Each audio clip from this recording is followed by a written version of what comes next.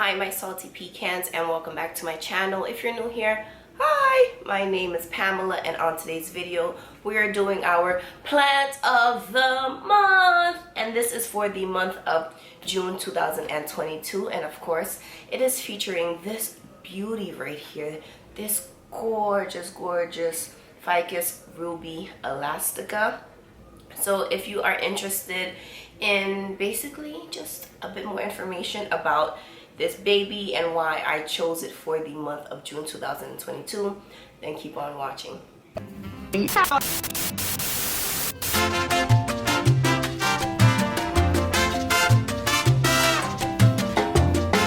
So welcome back everybody. Ooh, I look like a sweaty mess, and that is because the lights are on, the AC is off, and it is high 90s, almost 100, not including humidity here in New York. So I'm gonna try to get through this video as quick as I can, but I know I look like such a grease ball. Oh my goodness.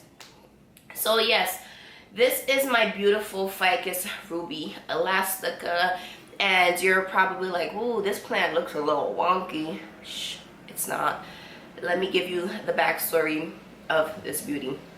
So I actually acquired this plant via plant trade, and I think either September or October of 2021. And when I got it, it only had these 4 leaves, which is this one. Well, I think it had 5, but one of the leaves like died off, like the lowest leaf died off. So it had 5 leaves total, which was this one, this one, this one, and this one. So, you know, it had to do its thing, and it decided to establish itself in my home. I kept it in the same pot and growing media that I received it in, because why fuss myself over something when, you know, it has something that it's already fine with. So since then, the plant took its time, the seasons changed, and I left it on my air conditioner, and I pretty much alternated where it was living, either on the air conditioner or on the floor, and back and forth. Right? So it would get that good morning northeast sunlight, and yeah.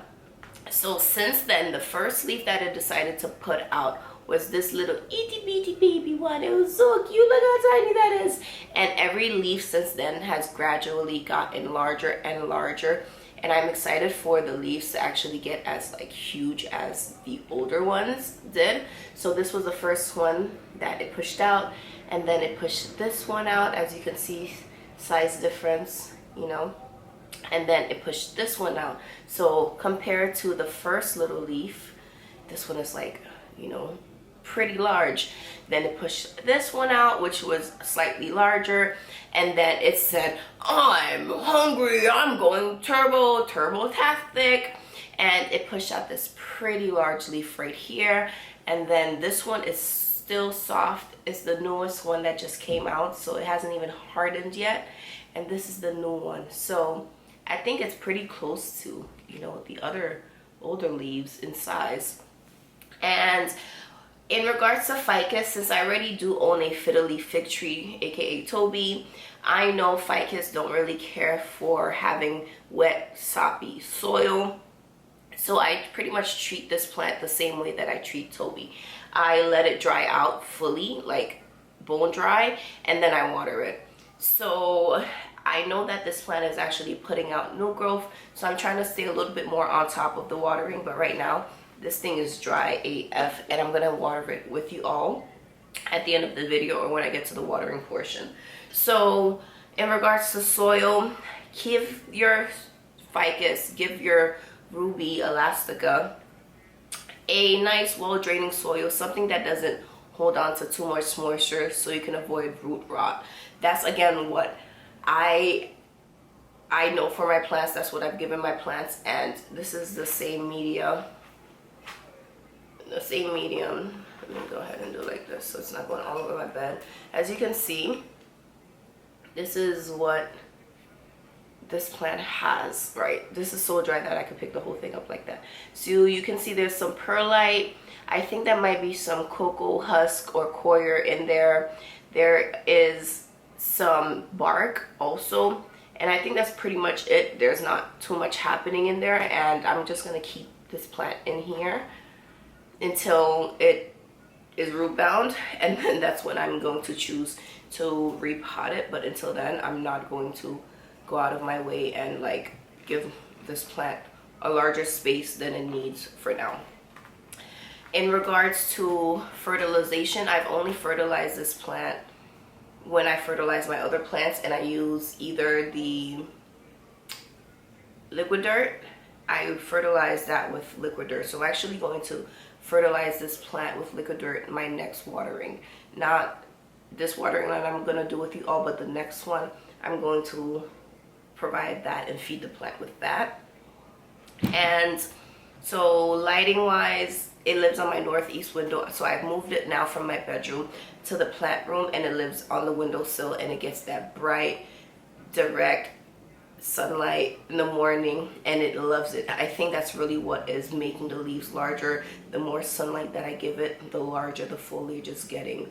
So watering, I water it whenever the soil gets dry. I don't try and stay on top of the watering of this plant because, one, I'm very nonchalant plant parent, so I think that makes my life a bit easier.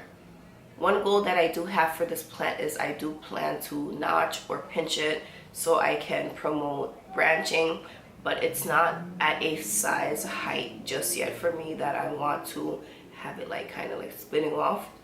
I'm gonna wait till it gets to maybe like, right now I think it's about a foot tall, right? So I think when it gets to maybe like to like 3 feet is when I'm going to start pinching and notching the plant so I can get more branching off. But for now, I like it how it is. It is so beautiful. I love the pink of this plant. I love the, oh my gosh, this plant is so beautiful. It's like pink, purplish. Like, nature is just so amazing. Nature is so beautiful, and I don't understand people who don't like plants. I don't understand like people who complain about people who have a houseplant collection or houseplant addiction. Like, what is wrong with you? Don't hate on us because you had a brown thumb. Be more like us, and maybe your life will, you know, be happier. Okay, maybe your life will be better. So I'm gonna go ahead and just water this plant now with you all. This is just plain old tap water. As you can see, it's like dripping because this is so dry, and I like to just give my plants a little like squish, right, so I could break apart some of the soil and just give it a little bit more water and just break apart the soil.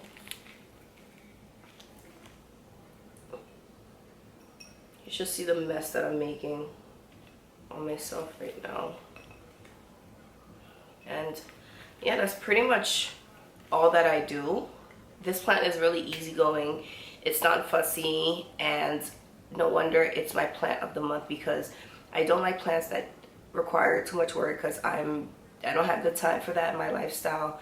It's not the lifestyle where I have the time to be like a helicopter plant parent. I can't be a helicopter plant parent. So I don't like plants that require that. So that's why I don't have like allocations and anthuriums and things that require like humidifiers to be running 24/7. I'm not gonna do it. I don't want it. It's not for me. It's not for me. Okay, so I think I've covered everything. I covered watering. I just let this plant dry out before watering. Lighting, I give it that nice bright indirect northeast sunlight, and it also gets that early morning direct light from the window. Fertilization wise, I just fertilize it when I fertilize the other plants. It's growing season, so maybe fertilize your plants like once or twice a month. It would be good. So like every other watering, you could fertilize your plant.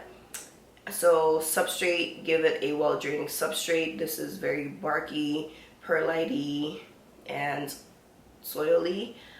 And yeah, when this plant gets to about 2.5, 3 feet tall, that's when I plan on starting to pinch notch it. And I'm just going to continue to provide it the same care that I've been giving it the last almost year, which is crazy. I've had this plant for almost a year, and I think this is such a great amount of growth that it's given me.